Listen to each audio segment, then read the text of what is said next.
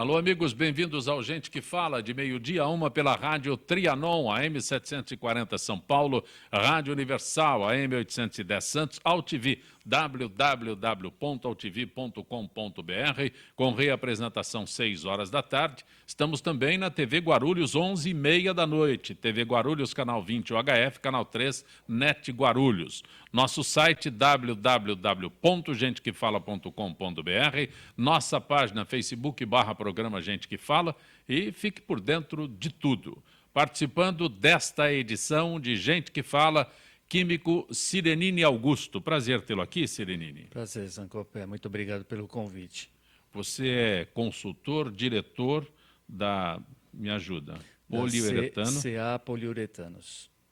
Tem mais ainda. É uma empresa de consultoria independente que atende ao mercado de termoplásticos, polímeros e elastômeros. E o que é o portal Guia do Plástico? O portal Guia do Plástico é uma página da web voltada ao usuário que procura serviço, matéria-prima, plástica, para atender ao mercado.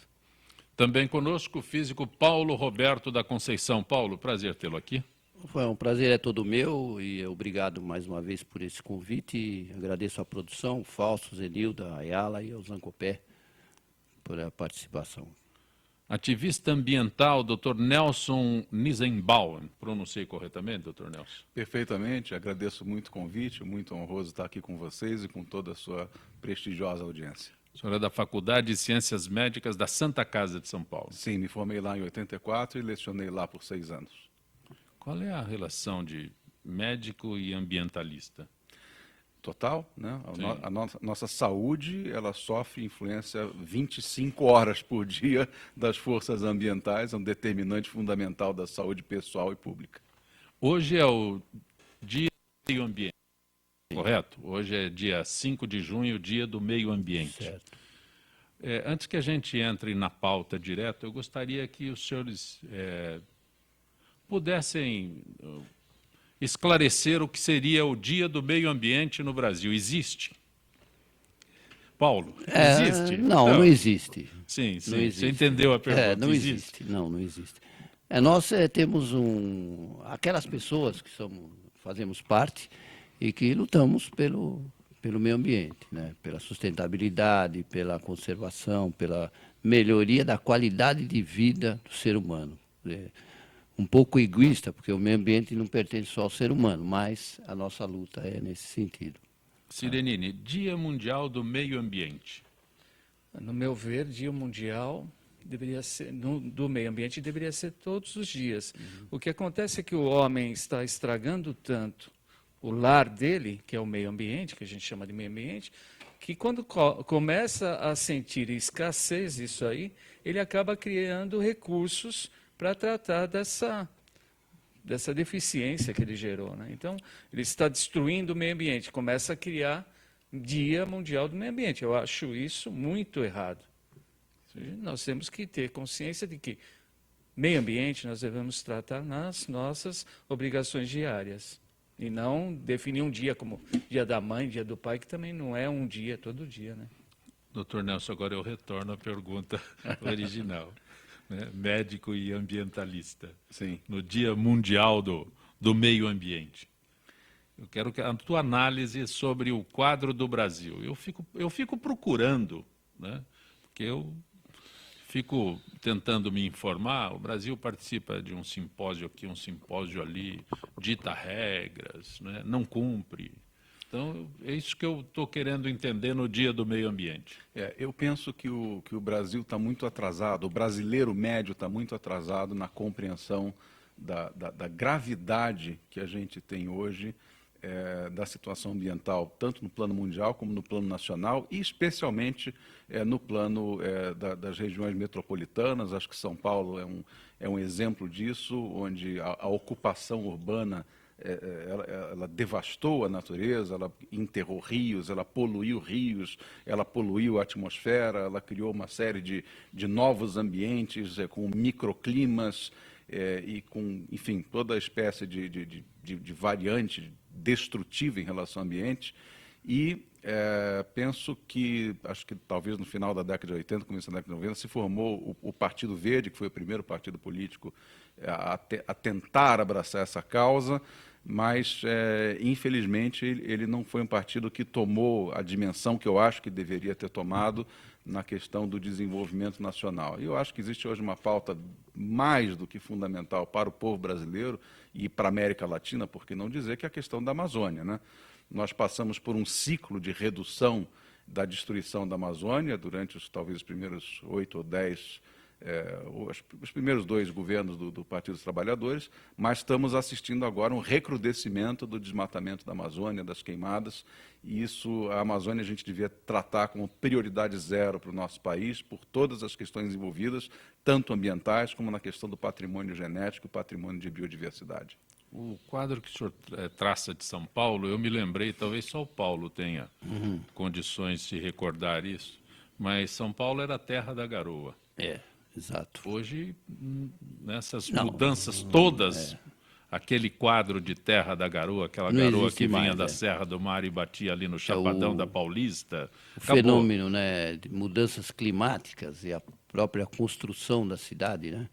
Os edifícios e a concentração de pessoas e suas atividades já aumentam a temperatura dentro da cidade. E mais o ar que se transforma e a mudança climática que afeta não só a cidade, mas a região toda, foi tornando uma região, uma metrópole como a nossa, totalmente diferente daquela São Paulo da Garoa. Tá? Eu vim para São Paulo, eu sou carioca, né? Vim para São Paulo com 7 anos de idade, né? E assisti ao crescimento dessa cidade num ritmo exponencial e destrutivo, né? Hoje eu me ressinto, por exemplo, uma das coisas que eu mais me ressinto aqui na cidade é que é difícil ver o céu, né? A gente quer ver a lua, quer ver as estrelas, você já não consegue mais olhar para o céu e ter o prazer de olhar para o céu, né? No meu tempo de garoto ainda tinha uma luneta, via planetas, via estrelas, via nebulosas, né? A gente ainda se divertia com o céu, né? Eu doei o meu telescópio da época do ginásio para um amigo que foi morar em Belo Horizonte naquela época. Porque não conseguia ver nada. Aqui não tinha utilidade. Não, aqui não. Perdeu completamente. Perdeu o foco. Sim, antigamente a gente tinha a Terra da Garoa aqui, chamada São Paulo, a capital, como Terra da Garoa. E, por incrível que pareça, a gente conseguiu expulsar a umidade e a garoa e formamos essa estufa. E temos hoje a terra do pó, da poluição e da própria estufa. A estufa mesmo. Que a gente não cuidou. Então, expulsamos uma coisa que parecia impossível. É uma situação interessante que vale a pena aproveitar esse time. Quando nós começamos nosso movimento pela manhã, de automóveis e tudo, nós levantamos... Quando a cidade acorda. Quando a cidade acorda, nós levantamos um colchão de material particulado que ele tem aproximadamente de 3 a 4 metros, principalmente nas regiões mais concentradas. E ele permanece até altas horas da noite, quando nós começamos a diminuir o nosso movimento, que ele cai ao solo novamente. Então, infelizmente, o pior disso é que ele fica na altura da nossa respiração. Essas partículas estariam no chão? Elas estão no chão e elas se movimenta... elas estão no chão e elas começam a ser emitidas pelos veículos. Porque a cidade acorda e começa a se movimentar. Como elas são pesadas, as mais leves sobem para a atmosfera, forma essa cor cinza que tem a cidade, que justamente não dá para ver as estrelas. Mas esse colchão mais pesado, ele fica de 3 a 4 metros. E é esse que provoca o câncer de pulmão e outras doenças. E nós ficamos o dia todo, principalmente a nível do solo, respirando isso. É uma belezinha. Não bastasse isso, a gente produz toneladas a mais todo dia. Sim, exatamente. Além disso. E essa pesquisa Datafolha encomendada pelo Greenpeace e Observatório do Clima, apontando que 95% dos brasileiros acreditam que as mudanças climáticas, nós falamos de São Paulo. Sim. Mas aí essa pesquisa sai de São Paulo, sim, todo o país. Do planeta. O quadro é esse? Não, vamos falar de Brasil. De Brasil, tá. O quadro é esse? É verdade. 95%? Não, ou seja, que eles acreditam? Sim. Não, eu acredito que não é 95%. Eu acho que é bem menos, porque o brasileiro ele não tem muita consciência ainda. Ele lê, ele fala, mas... eu diria nenhuma. Porque ele quer ver, ou seja, quando se fala em mortalidade pela poluição, não é que as pessoas caem na rua mortas, entendeu? Então, o conceito, o entendimento disso é meio complicado. Então, não tem essa porcentagem. Doutor Nelson, no final aqui, apenas 28% da população se considera bem informada a respeito. Por isso que eu não quis interromper o Paulo, mas a sequência diz que 28% apenas. É pouco. Ou é nada? Eu acho pouco, mas também acho que esse número está superestimado. Tá, Né? realmente. Até porque essa questão da mudança climática no plano global, ela envolve uma polêmica muito grande. Né? Porque assim, é sabido hoje que o nosso planeta já teve climas extremamente mais extremos do que o que a gente tem nos últimos 10 mil anos, que foi um período de extraordinária estabilidade que permitiu o florescimento da espécie humana. Né? Nós já fomos uma calota de gelo e nós já fomos uma floresta tropical do Polo Norte ao Polo Sul. Né? Então, tudo isso já aconteceu no planeta. Então, existe uma corrente hoje que diz que, sim, o aquecimento global que nós estamos observando agora tem uma correlação com o crescimento dos níveis de gás carbônico na atmosfera no plano mundial, né? E tem outros cientistas que não acreditam. Quer dizer, ainda existe essa polêmica. Eu, particularmente, eu acho que o conjunto da obra humana, sim, está produzindo pelo menos uma boa parte desse aquecimento. Né? Não é impossível a gente desprezar os efeitos que já aconteceram. Mas, realmente, eu creio que não chega a 28% as pessoas que realmente estão bem informadas a ponto de poderem, no seu dia a dia, no seu lar, na sua família, na sua comunidade, tentarem mudar hábitos justamente para tentar diminuir a emissão de carbono. Eu entendo que, mesmo que fossem os 28% aí listado pelo Datafolha, a encomenda do Greenpeace, a gente vê que isso é um ditado antigo, acaba se tornando infelizmente verdade. O brasileiro, mesmo consciente, mesmo que fosse consciente, nada faz. Se você pegar 28% da população, que seria um número enorme, e se pelo menos 10% desses 28 fizessem alguma coisa a favor de melhoria, Sim. nós estaríamos bem. Porque ninguém faz nada. Não faz nada. Nada, absolutamente nada. Nós só cozinhamos o caldo na panela. Só mexemos. Nada fazemos para melhorar. Cirenine, você aborda um aspecto que eu repito sempre, né? Quando nós falamos em Brasil, nós estamos em São Paulo, nós temos um cenário. Mas quando nós saímos deste cenário nosso, eu não acredito realmente, e o Dr. Nelson fez referência a isso, que o número não seja real, não é? Eu fico pensando fora de São Paulo, onde nós temos essa discussão toda. Né? Haveria uma conscientização, os rios não são tão poluídos porque, só por sorte, posso até colocar essa forma, só por sorte, o meio ambiente não é preservado, não porque existe regulamentação, é porque o homem não chegou com uma força total lá. Eu posso colocar nesse cenário? Olha, isso se coaduna com o início da nossa conversa aqui hoje, né? Porque se nós formos olhar, que você perguntou de meio ambiente, logo foi a primeira questão. O que acontece no norte do país, que é a área maior do nosso país, inclusive, e que não há controle nenhum de meio ambiente, e não há controle por quê? Ninguém está vendo escassez significativa ainda, apesar de nós sabermos que há. Então, quando, num futuro próximo, infeliz futuro, começarem a apontar as diversas formas de poluição e escassez, do benefício que traz o norte e algum pouco do nordeste, aí o pessoal vai começar a falar. E aí que se junta a esses 28%, que se diz conhecedor do assunto e nada faz. Ninguém está prezando pelo seu futuro. Conhecer não significa nada. Nada, absolutamente nada. A presidente Dilma Rousseff sancionou nos últimos dias o marco da biodiversidade, que regulamenta o acesso ao patrimônio genético de plantas e animais do país, além de conhecimentos indígenas e tradicionais associados. Segundo a presidente, a atual legislação tinha muitas falhas que desestimulavam os investimentos. O objetivo das novas regras é desburocratizar a pesquisa, especialmente na indústria farmacêutica e de cosméticos. Dr. Nelson. Acho que esse foi um importante avanço, né? Porque, pelo que eu estou informado sobre o tema, essa nova legislação, ela visa privilegiar as comunidades que vivem nessa região, no sentido de que, em cada ato exploratório, cada ato investigatório e investimento, essa população participe e seja remunerada, receba uma contrapartida pela informação que ela está dando, né? Porque a gente pode ter ali na Amazônia uma experiência, entre aspas, uma experiência clínica, né, de uma tribo, de um pajé, enfim, que conhece um determinado princípio, uma determinada planta, que tem capacidade curativa para uma determinada patologia ou condição, e que pode, daí, sair uma grande descoberta e que vai gerar, no plano aí da indústria farmacêutica internacional, lucros bilionários em dólar, né? Então, essa legislação viabiliza, ela aproxima esse conhecimento tradicional, essa experiência de décadas, às vezes de séculos, do eventual investidor que vai aproveitar essa matéria-prima em prol da humanidade, mas com uma contrapartida a esse grupo, a essa cultura que já está ali, enfim, que são os verdadeiros donos do Brasil, né? Vamos falar sério, né?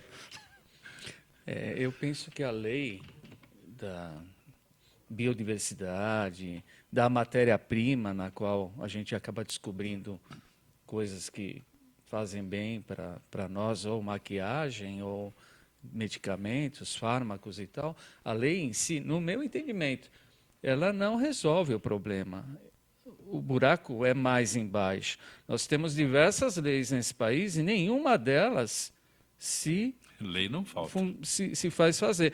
Por exemplo, o que falta? Falta o cientista, falta o investigador, falta o pesquisador, que vão lá para fora, porque lá se paga mais, lá tem mais laboratório, lá tem mais recursos. Você vai numa Fiocruz, que é um modelo, uma referência, falta um monte de coisa. Como é que você vai pegar, extrair, né, patógenos, etc. e tal, para criar medicamentos solucionadores de doenças que nós temos, como fazer, se tivesse recurso, e não temos. Então, o que vai acontecer? Vai tudo para fora. E aí esses bilhões e bilhões de euros ou dólares serão sempre euros e dólares, e nunca reais, porque vai tudo para fora. Paulo, só acrescentar algo aí. Quando eu leio aqui indígenas, não sei o quê e tal, eu fico me perguntando, né? Nós temos a visão de índios aqui e índios americanos, né?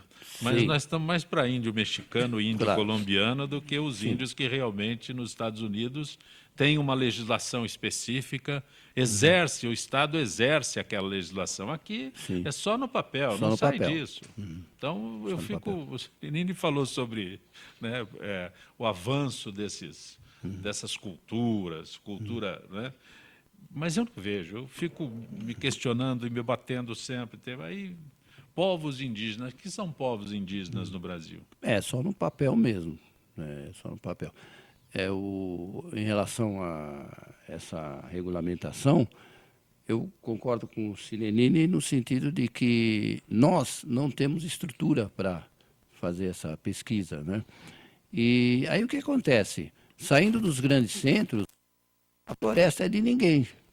Então, um grupo que vem de outro país, com estrutura, né, ele vai lá, ele descobre uma planta que tem um poder tal, ele tem uma relação com o país dele, ele manda amostra e tal, e ele desenvolve uma tecnologia, desenvolve um novo remédio, uma nova coisa. E nós não temos grupos fazendo isso. Não temos investimento, não temos incentivo, é muito pequeno. Então, eu concordo com o que ele fala. A lei, ela regulamenta, mas no meio da selva, a selva não é de ninguém. Então, Regulamento, mas não é exercida. não é exercida. Não é E cumprida. os nossos povos índios, eles estão lá também no papel, sobrevivendo como podem. E não há aquela coisa como você disse, o índio americano, né? Que há realmente uma colônia, né, ali. Aqui é mais figurativo. E é sempre bom lembrar um exemplo clássico da medicina brasileira, de uma investigação que foi feita aqui na década de 70 pelo professor Sérgio Ferreira, da Universidade de São Paulo, que isolou uma substância no veneno de cobra do grupo das bótrops brasileiras, né, que levou ao desenvolvimento de uma substância chamada captopril, que levou, por sua vez, ao desenvolvimento de outras substâncias descendentes dela, que foi uma grande revolução na cardiologia do final do século XX, do começo desse século, né? Foram os medicamentos assim com propriedades no tratamento da hipertensão arterial e de outras patologias, nunca alcançadas até hoje por nenhum outro grupo farmacológico. Deixa eu E foi uma dizer que descoberta brasileira. aquele remedinho que todo mundo acorre para manter a pressão em ordem, saiu dessa pesquisa aqui? Saiu dessa pesquisa. O captopril, enalapril, perindopril, ramipril, tudo que termina com pril, Sim. nasceu dessa investigação do professor Sérgio Ferreira. É muito brasileiro. Gerou uma indústria ultrabilionária, entendeu? E o professor Sérgio Ferreira ganhou um verbete no livro. Exato. É bem assim. Verbete é bom, né? Esse é bom. Faz tudo, pô, virou verbete. Né? É bom. O Brasil é muito... Posso continuar aqui, Jaminho? Posso, né? O assunto polêmico, eu imagino que nos últimos 2 anos esteja dominando tudo. Sacolinhas de plástico, 2 anos. A lei completa 2 anos, né? Valendo oficialmente desde o começo de abril, obriga os supermercados e demais varejistas da capital a oferecer modelos. Bom, eu quero entender qual é a vantagem e por que isso. Eu quero entender, gostaria que vocês, ambientalistas, me explicassem o drama de uma sacolinha de plástico. Esse é um tema que eu adoro falar. Adoro porque faz parte do meu dia a dia. Né? O que acontece, pegar o primórdio disso aí, a sacanagem maior disso aí. Sim. APAS, Associação Paulista dos Supermercados. Todo supermercadista, aí você pega as grandes redes, né? Tinha que dar a embalagem e é direito adquirido, hein? Não esqueça disso. Quem for discutir isso no termo jurídico, é direito adquirido, não tem como tirar mais. Estão tirando. Mas você tinha que dar, e para o supermercadista, isso não era abatido como material com imposto. Era como material de consumo. Então fizeram todo esse auê para que a sacolinha fosse categorizada como material de venda, para ter imposto, para ter retorno, etc. e tal. Um outro grande absurdo é dizer que, esse Fernando Haddad, dizer que o plástico da sacolinha é plástico verde. Não esqueça que a Braskem faz parte do governo. O maior acionista da Petrobras é a Braskem. E ela está vendendo polietileno que diz que é verde. Só que se a gente for olhar, são produzidas diariamente 500 milhões de sacolinhas. Não há plástico suficiente verde em produção nacional para atender esse mercado. Nós estamos pagando por um material que não existe, pagando por um material que, na verdade, não é verde, porque você está eliminando alimento para produzir plástico. Você está consumindo terra, cana-de-açúcar, vamos dizer assim, né, para fazer esse polietileno verde, onde você poderia ter outra plantação. E o álcool, que seria um combustível alternativo, foi deixado de lado. E outra coisa, pior, você compra tudo no mercado que tem embalagem plástica. Por que só a sacolinha é vilã? Agora, se você chegar lá no mercado e eu quero comprar 1000 sacolinhas a 8 centavos, eles te vendem com a maior felicidade do mundo. Pinheiro Poxa Pedro, vida. prazer tê-lo aqui, Pinheiro. Pois é, senhor Compé. Prazer também ver você, já faz um tempo já, né? Esse assunto da sacolinha, concordo em gênero, número e grau com o nosso amigo aqui. Não, é um absurdo, é um engodo em todos os sentidos, e é mais um daqueles lances lamentáveis do discurso politicamente correto, né? Leva a equívocos fenomenais. Esse é um. Na verdade, nós não estamos resolvendo nenhum problema ambiental, e o que é pior, acrescento ao que ele está dizendo, uma outra indução mais grave.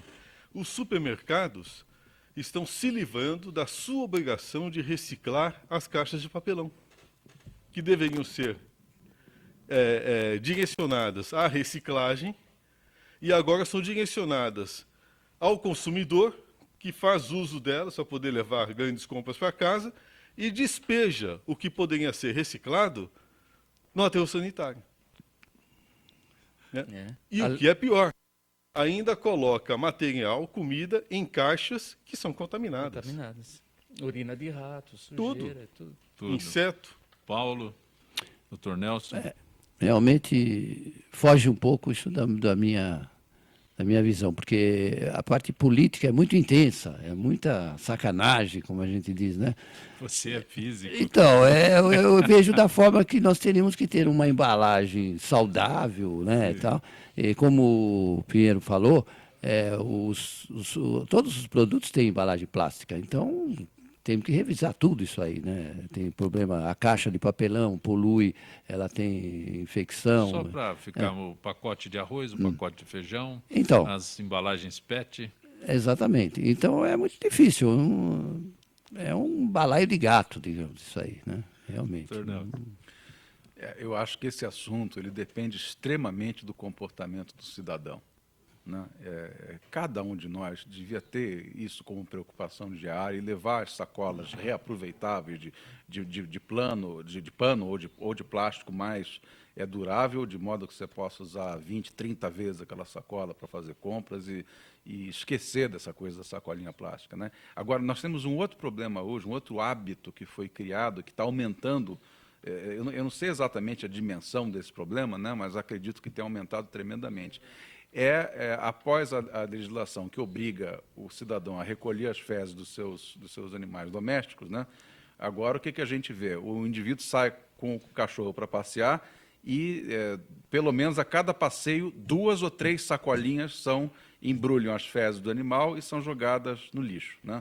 Então, criou ainda um estímulo para quem tem cachorro consumir mais sacolinha e jogar mais plástico no meio ambiente, né? A gente tinha que ter uma solução um pouquinho mais inteligente, um pouquinho mais civilizada para esse problema, né? Então, isso veio para piorar o problema. Mas, se eu pudesse falar alguma coisa sobre isso, é fazer um apelo a cada cidadão do mundo que leve sacola reaproveitável para o supermercado. No mínimo isso, né? Tem um aspecto do cachorrinho que é o xixi que ninguém fala. O xixi é aquele negócio que corrói. Altamente poste, corrosivo. Poste, né? muro, portão, tudo. Sirenine, eu quero entender uma coisa. Qual é a diferença desta sacolinha que agora foi imposta, né, com aquela que o supermercado fornecia anteriormente? As brancas, Bom, né? eu não quero ser leviano, mas pelo que eu consigo entender, não há diferença. Exatamente porque quem produz a sacola não vai, de forma alguma, pagar mais caro no material verde, o green, como eles falam. E até o Haddad confundiu o material verde com a cor da sacolinha. Né? O cara conhece tanto, está tão mal assessorado, que fala um monte de besteira na mídia. Como não há diferença por questão de custo-benefício, e eu vou explicar o que é esse custo-benefício, o pessoal está fazendo sacola só pondo lá uma etiqueta ou uma impressão dizendo que é um material amigável ao meio ambiente, ou um material verde, como se questiona falar, onde, na verdade, é o mesmo material petroquímico, base de petróleo. E por que não tem benefício? Porque foi feito há uns 12, 13 anos atrás, na USP, no INPT e na USP, uma avaliação ali no lixão da Bandeirantes, que tem mais de 30 anos de idade, e foi enfiado um tubo de 12 polegadas até a base do lixão. O que foi encontrado lá, da base até hoje? 30 anos de aterro, sem nenhuma degradação. Folha de alface, folha de papel higiênico, cigarro. Estou falando nem do plástico, que o pessoal fala que leva mais de 100 anos para degradar. Sim, às vezes muito mais. Mas se você não tiver um movimento da carga, um movimento do material, ataque bacteriológico, anaeróbico ou não, ou aeróbico, das bactérias, para destruir a cadeia do plástico, não adianta você fazer plástico verde, plástico com biorredutor, plástico biosintético, com nanopartícula, porque ele vai estar estanque, é igual jogar no espaço. Ou jogar no mar, como a gente vê aí, ilhas, tamanho de países, como a Grã-Bretanha, cheio de plástico no Pacífico.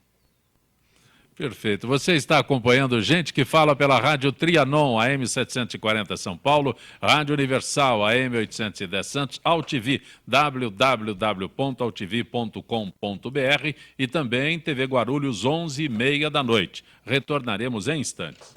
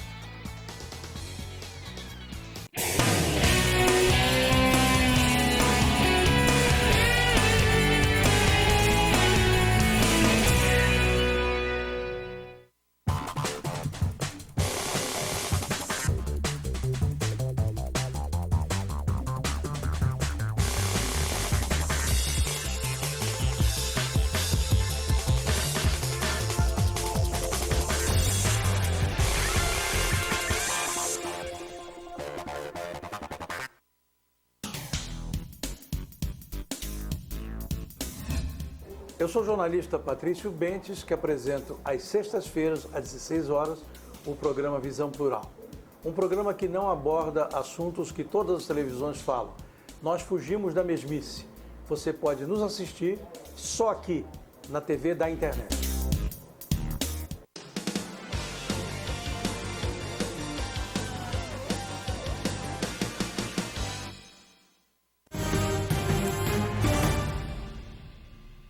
Você está acompanhando Gente que Fala pela Rádio Trianon, AM 740 São Paulo, Rádio Universal, AM 810 Santos, AltV, www.altv.com.br, com reapresentação 6 horas da tarde, e ainda TV Guarulhos, 11h30 da noite, canal 20 UHF, canal 3 da NET Guarulhos. Conosco hoje o advogado Pinheiro Pedro, o químico Sirenini Augusto, o ativista ambiental médico Dr. Nelson Nisenbaum e o físico Paulo Roberto da Conceição. Poluição. Por muito tempo, ainda cidades como São Paulo terão que conviver com os problemas de emissão de sua frota circulante. Parâmetros são difíceis de estabelecer entre o viável e as exigências de ambientalistas. Frota paulistana atingiu 8 milhões de veículos. O Paulo fez referência a isso, Paulo? 8 milhões de veículos. Sim. Esse é irreversível? É um quadro irreversível? Não, a quantidade ela tende a se estagnar, mas o quadro ele tem que ser modificado por alternativas de veículos. Eu quero né? entender, E não quantidade. Eu quero entender, atingimos 8 milhões de veículos. Sim. Né? Aí isso tende a se agravar. Sim, tende a se agravar. Então nós não temos uma forma de recuperar isso. Não temos. A tendência é se agravar. Agora, se a forma de recuperar não for exercida na prática, nós não vamos recuperar. Qual é a forma de recuperar? Então, são várias. Tem muita gente trabalhando, são vários caminhos. Eu posso apontar alguns. Transporte público é um caminho, muito bom no resto do falar mundo. para as nossas autoridades. Não. Começa por aí. É. Não, a solução não passa por quem deveria. É um Exatamente. equacionamento até que já está acontecendo. É. Viu? Se a gente observar bem, Não, está nos evoluindo. últimos Tá. 15 anos, o nível do transporte público na cidade de São Paulo melhorou bastante. Sim. A demanda que aumentou. Exato. Há uma concentração População é maior grande, urbana, mas hoje há uma integração maior do sistema metropolitano de transporte, você tem os trens funcionando muito bem, agora vai Sim. entrar novos Mais próximo, elementos. sim. Né? Então eu acho que a gente tem aí uma ampliação do sistema bastante positiva. E a velocidade também tem aumentado, dentro da medida do possível, Sim. que é muito importante também. Agora, o que falta? Falta uma maior integração de tecnologias. Né? Seria o caso Tipo do carro, né? seria energias limpas. Então nós estamos numa fase que há uma batalha muito grande, há um apelo muito grande para que se faça essa conversão, né, do uso do petróleo, do diesel principalmente, até da gasolina, para energias limpas. Então nós temos aí a própria prefeitura tem rodando alternativas. Então nós temos ônibus a cana, ônibus biodiesel, ônibus elétrico, 100% híbrido. Então, está se trabalhando. Agora, a alternativa seria realmente... Outra coisa interessante que a gente tem que observar é que a velocidade do trânsito nas cidades tende a diminuir cada vez mais. Exato. Né? Então, a massa hoje de veículos é como você botar muita água com um funil. Se você joga muita água com a maior velocidade, o efeito Joule Não passa, não passa, inunda. Então, na verdade, você tem que jogar água aos pouquinhos para que o fluxo se vá. Então, essa redução de velocidade é um cálculo de engenharia pela massa de veículos que andam e que tende a se reduzir cada vez mais. Nós vamos chegar a um ideal aí, daqui a alguns anos, de 30 km por hora. Agora, como é que isso vai ser resolvido? Os carros hoje já têm todos transponder, tem GPS, tem sensor de distância. Daqui a pouco, Zancopé, você vai pegar a marginal e você vai tirar a mão da direção e vai ler o seu jornal enquanto o carro se desloca sozinho, seguindo o traçado que você já estabeleceu. Quando você estiver na saída da marginal, para pegar uma rua transversal menor, você tem que assumir o comando. O carro vai avisar. Não vai demorar muito. Eu não tenho uns 15 anos para a gente ter. Essa tecnologia já existe. Perfeito. Um carro. Já. E a que faz tendência é isso. Os transportes públicos vão ser assim, já são, né, em grande parte, né, e os carros também. Daqui a pouco, quando você pegar uma estrada, você vai andar naquela velocidade estabelecida para a estrada, não é porque você quer, porque o carro está programado para andar naquela velocidade. Mas falando em poluição, desculpa, a gente está num retrocesso. Por quê?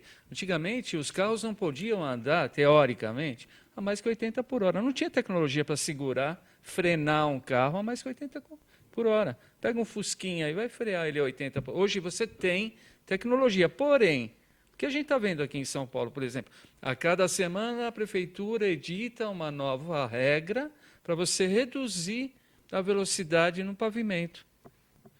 Você consegue entender que quanto mais devagar eu andar, mais tempo eu terei o carro ligado, e mais consumo você polui mais. de combustível e mais poluição? Congestionamento. Polui mais, congestionamento. Mas aí vai na contramão do que o Pinheiro Pedro se referiu. São duas coisas. Uma coisa é você estabelecer a redução nas grandes avenidas. Porque Isso o vai Sirenini está acontecer. se referindo aqui, nós estamos aqui no Ibirapuera, próximo a Moema. Recentemente a reduziu para prefeitura 50 deu km por hora. 40. 40 agora. Moema é 40 40. por hora. Mas aí você observa o seguinte, aí tem um outro interesse nas prefeituras todas, e em especial a nossa aqui, Não né? acredito. É o sistema de monitoramento, né? Que ganha porcentagem de multa que consegue arrecadar. Não acredito. Então você tem Não, um né? sistema, né? O Será interesse verdade? não é de trânsito, não é de controle. Que tudo que O nós interesse é o estamos sistema falando de aqui, monitoramento. as nossas autoridades. Doutor Nelson, a última parte da notícia eu reservei para o senhor aqui. De acordo com o Instituto de Saúde e Sustentabilidade, a poluição mata 3 vezes mais paulistanos que os acidentes de trânsito. Eu acredito sim, porque esse número, na realidade, ele é um número de conhecimento ainda em desenvolvimento, né? Os estudos epidemiológicos para se determinar a mortalidade causada pela poluição, eles são estudos muito novos, né? Os critérios, as metodologias de análise, os estudos em patologia aplicada, propriamente dita, né? Inclusive, nós temos um grande professor, que é o professor Paulo Saldiva, que é um amigo meu.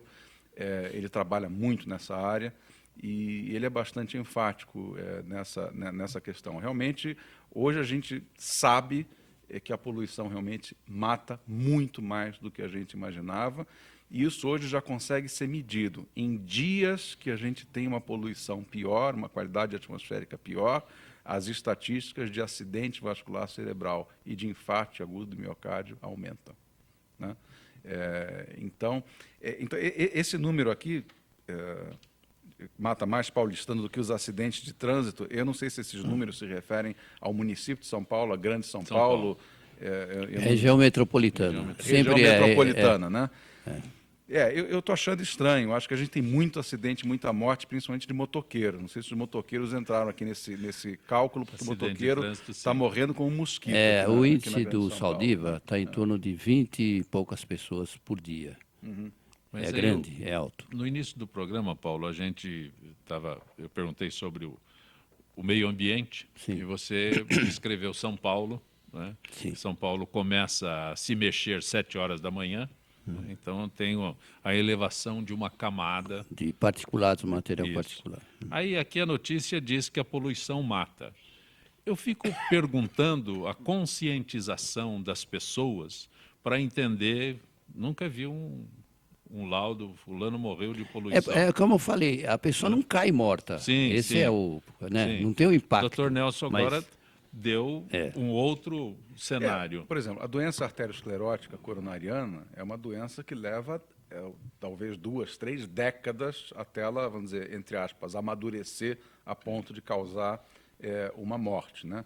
Então, a gente sabe que o componente poluição, já que ela é uma doença multifatorial, tem fator hipertensão, diabetes, colesterol, processo inflamatório crônico, e poluição hoje entra como um fator, né?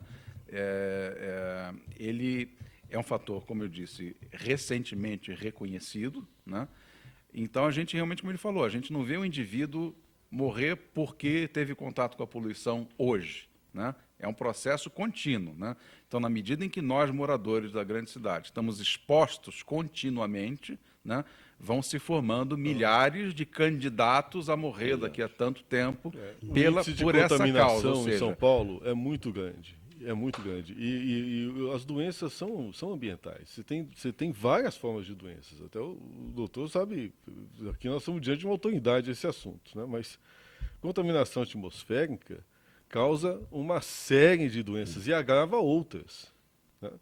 Contaminação por particulados causa doenças pulmonares incríveis e outras doenças decorrentes, por exemplo, da contaminação de solo com elevação de gases. Isso é o que mais tem hoje em dia em São Paulo, porque as casas os apartamentos estão ocupando lugares de antigas fábricas.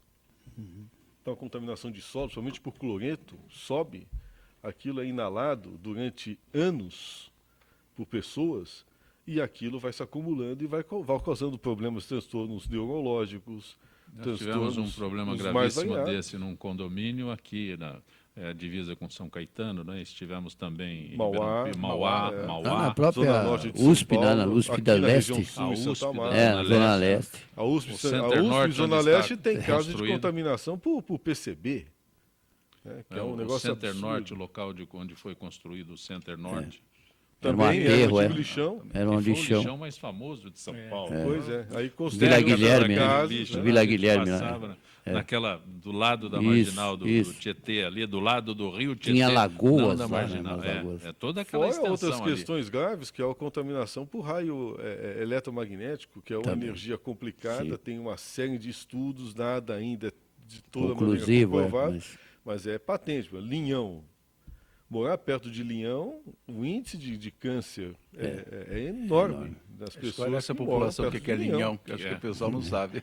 Me conta o que é linhão. O linhão são aquelas linhas de transmissão de Transmissão de energia, energia. de alta potência.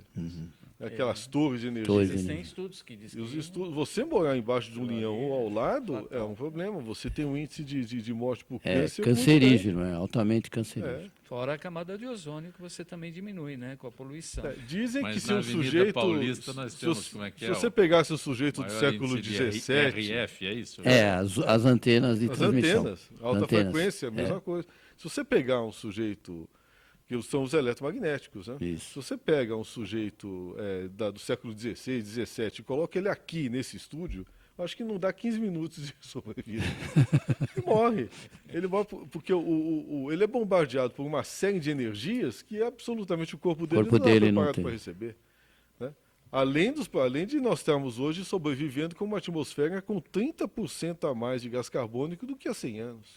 Tem um assunto que eu não posso deixar passar, que é a seca.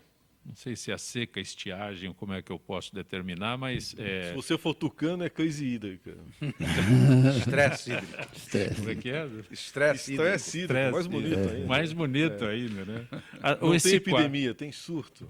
este quadro que nós temos aí de estiagem, reservatórios baixos, qual é a perspectiva? Porque o governador acredita em São Pedro piamente. Pior é que a Sabesp, depois que quase foi privatizada, porque 48%, 49% das ações da Sabesp foram vendidas e todo o repasse de lucro foi enviado para esses investidores. À custa das nossas reservas hídricas. Acabaram Esgotaram as nossas os reservas para investimentos e poder foi vender a ação. esgotando, exatamente. Então, quer dizer, agora sério. nós pagamos novamente sobretaxa, mais impostos, além daquele ridículo imposto de que tudo que entra sai e você ainda paga o esgoto. Só que nada que sai da sua residência é tratado. É jogado aí no Pinheiros, no Tietê, nada é tratado. Como é que eu estou pagando um tratamento de água que eu não recebo? Eu recebo a entrada. Por que, que não saída. sai? Então vamos colocar tratamento de água na saída. Vai melhorar o meio ambiente também, não vai? Vai acabar com a poluição. E nós aceitamos. É o que eu falo, o povo brasileiro é muito imbecil. Desculpa, também sou brasileira. Mas é imbecil, é imbecilizado. A educação não ajuda. Falta cultura. E nós estamos pagando por isso e sempre vamos pagar. Até virar um deserto, que é o que nós estamos caminhando aqui. Ali é um problema de ordem estratégica. Quer dizer, eu tive recentemente com o governador Geraldo Alckmin. Fizemos uma reunião de mais de 1 hora. Uma sala lá no Palácio, foi o Geraldo Alckmin, eu e o Campos Machado. Né? eu faço parte do Você quer que eu Partido diga Trabalhista. Né? o resultado da reunião?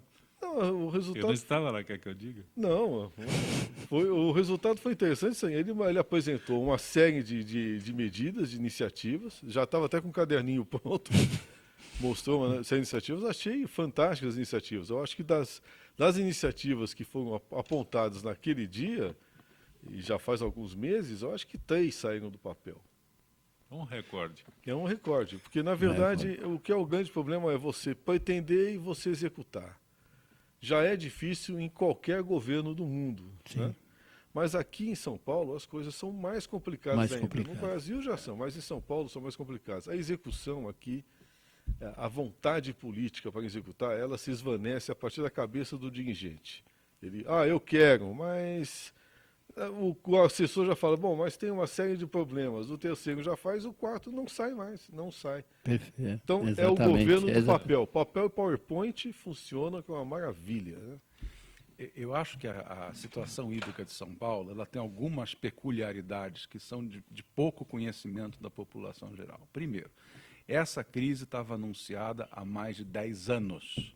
E não dependia do clima, dependia simplesmente da expansão e de padrão de consumo. Isso é número 1. Número 2, o padrão de perda nas tubulações obsoletas da Sabesp aqui na Grande São Paulo era da ordem de 30%. Ou seja, uma cantareira 100% a cada 3 anos vazava. E ainda está vazando. Doutor Ismael, todo o esforço que foi feito para transferir a água do Taiaçupeba para do Taiaçupeba, acho que é daqui do braço da Billings para Guarapiranga, né, que foi Rio Grande. Não foi o braço do Rio Grande, o segundo braço. O Rio Grande já existia. Aí abriram um segundo braço, fizeram um trabalho de transposição enorme para poder levar 4,5 metros cúbicos por segundo para Guarapiranga. Isso é o que a Sabesp perde na rede. Exatamente. Um outro ponto é o seguinte, a água da cantareira, que hoje está quase 12 abaixo de zero, né? Quando as pessoas falam, está 19%, não está 19%, está 12 abaixo de zero. Nós estamos no cheque especial da cantareira pagando juros altos. Por que a cantareira foi esvaziada? Há uma razão para isso, né? Uma razão financeira. A água da cantareira respondia por 70% do lucro da Sabesp. Né? Apesar de ser talvez metade ou menos da capacidade total de produção de água para toda a Grande São Paulo, ela respondia por 70% do lucro. Por quê? Porque a água de melhor qualidade e mais barata para tratar.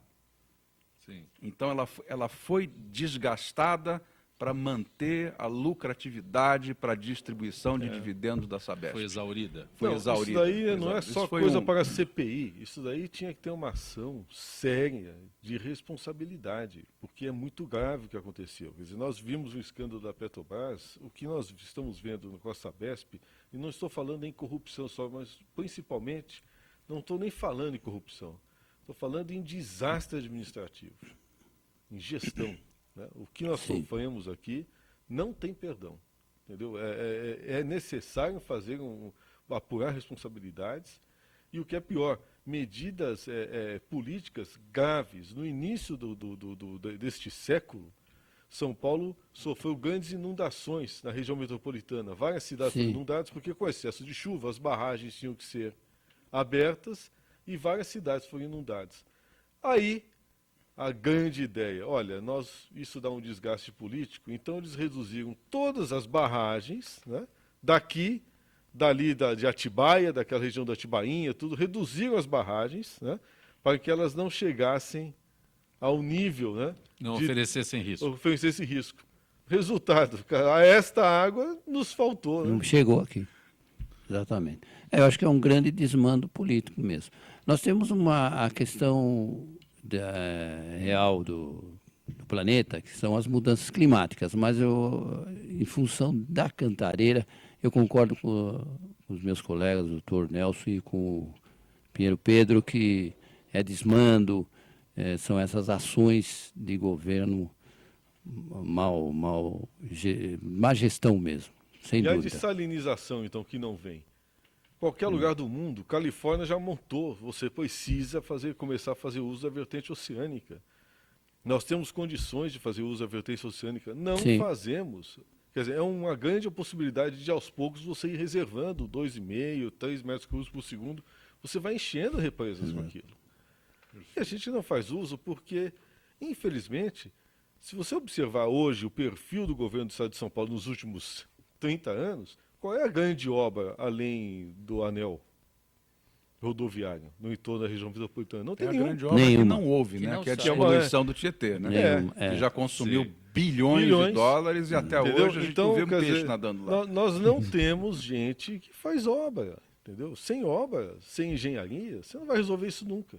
Estamos chegando ao final do Gente que Fala. Paulo Roberto da Conceição, físico, a tua perspectiva neste Dia Mundial do Meio Ambiente para o Brasil. Vou fazer a mesma pergunta e quero que todos respondam. A tua perspectiva. Nosso Dia Mundial, principalmente o meu, é todo dia, tá?